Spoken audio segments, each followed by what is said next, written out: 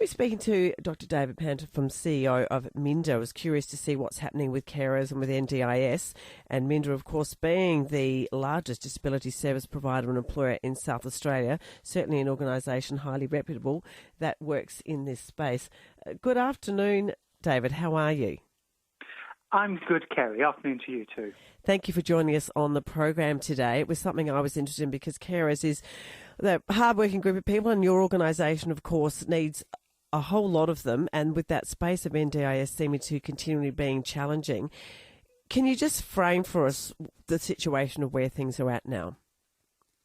Well, I mean, we support around about 2,000 people living with intellectual disability. And to do that, we require somewhere in the region of just under 2,000 staff. And at the moment, we're doing just about okay. But as we can see the need for our services increase, as they are doing, we're going to need more care staff to be able to support those people with intellectual disability to be able to live independently and have a good life. And so our focus this year is how are we going to make sure we can attract new staff, new care staff to come and join Minda. And of course, we all know about the labour shortage. Now, there is a course that people can do, David. They do that through your organisation? Yes, we have a registered training organisation as part of Minda, and so we're able to provide people with training with the appropriate Certificate 3 in disability. And what we've found over the years is that to really work well in supporting people living with intellectual disability, you've got to have the right aptitude, not just the qualification. And by aptitude, I mean you've really got to enjoy working with people and talking to them, being able to work alongside them and engage with people with intellectual disability. And so we're keen to try and find people with that right aptitude, and then we can help them get the right qualification. I've seen too many people with the right qualification, but don't necessarily have that aptitude and don't necessarily enjoy the work that they're doing, and therefore are unlikely to stay in the job very long.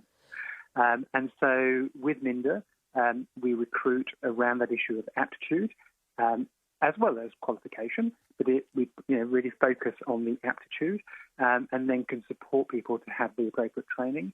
And at the moment, we're working on a new traineeship scheme, which will be launching later in the year, so that people will be able to also join us and learn how to do the job in advance and do work as part of that, as well as sort of getting the qualification further down the line. Yes, and so, David, people have their family members who are being supported by NDIS. I've got Lily from Enfield wants to ask a question shortly, but I just want to preface that with how does that interact with your organisation? Because it used to be the organisations would provide the services, but now an individual goes out and just selects who they deal with. That's absolutely right. Every person living with a disability who has been assessed by the National Disability Insurance Scheme have their own allocated funds, and they're the consumers. They decide who they want to get their services from. And that may be Minda, but there's a range of other providers out there. And so the NDIS approach enables the individual living with the disability to decide for themselves who they want to be providing that service. And I'll just go to Lily shortly, David, but just on that, do you see with NDIS, because obviously it's still suffering from a lack of funding and it hasn't even really been fully rolled out, that organisations like yourselves are going to have to look to their own fundraising or change the support system that's currently in place?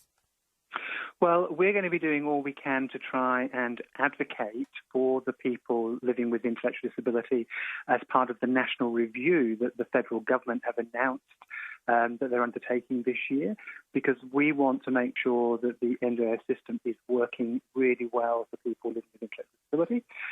It currently doesn't. And certainly we do have some people who are living in hardship.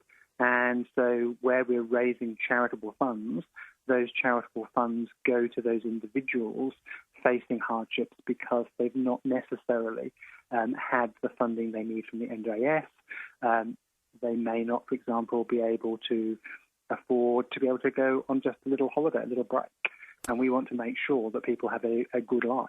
And so we'll use our hardship funds for that purpose. But as I say, we're really going to be lobbying in the federal government as part of the NDIS review this year to make sure we get some changes in the way in which NDIS is operating so that it is meeting more people's needs than it currently is. Lily from Enfield, you're on the line there? Yes, thank you, Kerrie and David. So, Lily, please go ahead and ask your question. Thank you. I've been on NDIS for 2.5 years. I can't see much progress. Only the transport that I found myself, which are, very high cars for my implants and lower back and scoliosis. And now that's the only good thing. And meals that I've got delivered. But I've got lots of furniture that's dilapidated, broken down. I'm still waiting for 3 OTs have walked out on me. The new one still hasn't come. They're always making excuses. Is there an overhaul we can do to get NDIS held accountable for people with disabilities, from intellectual to physical disabilities, psychosocial? There needs to be a full overhaul and a full change and a full review, and the Commission needs to know about it now. But we've got people, I have heard friends of mine sitting there waiting for home modifications, waiting for, wheelchairs, disability aids, things like that. Things are not getting approved. People are waiting, people are dying, and people need help now. Please, can you do something about it, David, please? Thank you, Lily, for that. Any thoughts on that, David? I understand that you're not able to be entirely responsible for this, but... I think, as I was saying a moment ago, I think it is the federal government recognised that the NDIS is not working as well as it should do and was originally intended to do. That's why they've launched the review that is happening throughout this year. And that review is taking evidence, and certainly Minda is providing evidence into that review. And we're working with other disability providers and indeed with disability advocacy organisations to get some common key themes across in the evidence that we're providing to the NDIS review.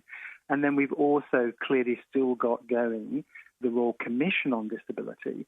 And again, Minda is providing evidence. In fact, I'm appearing before the Royal Commission there in a couple of weeks' time to provide some evidence to them in response to the workforce issue. So part of our role at Minda is very much to raise the flag for people living with intellectual disability, but with disability generally, to try and get some of the changes that I know are desperately needed by people. David, I have a question here from someone asking 2 things. 1, do you service clients who haven't been vaccinated with COVID? And 2, do you employ people that are not vaccinated with from COVID-19?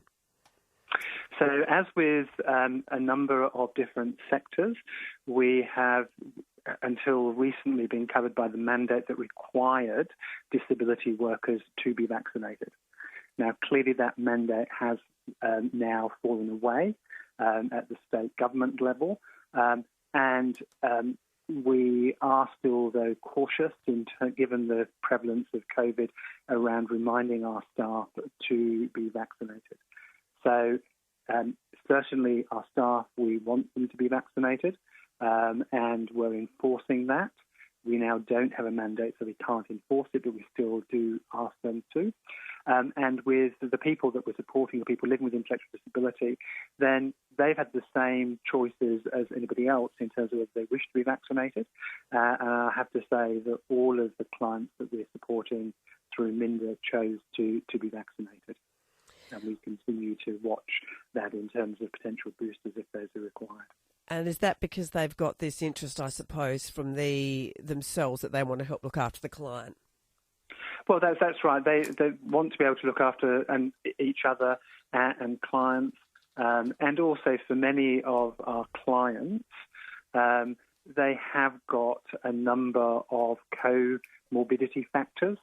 So many of our clients might have chronic diseases which make them more prone to doing less well should they get COVID. And so everybody's very mindful around that issue. Yes, which is great. So, David, the organisation, so I've been here a really long time. What are your forward plans? What would you like to put as a message out there to the community, and how do they find out more about your organisation? So we, in fact, this year, we'll be celebrating our 125th anniversary. So we were created in 1898. Very few people realise that our name, Minda, people often ask me, what does Minda stand for, thinking it's an acronym. And it's not. Minda is a Ghana word. It's part of the Ghana language. And Minda is the Ghana word for place of protection and shelter. And that very much applied to our main site at Brighton when we were created 125 years ago.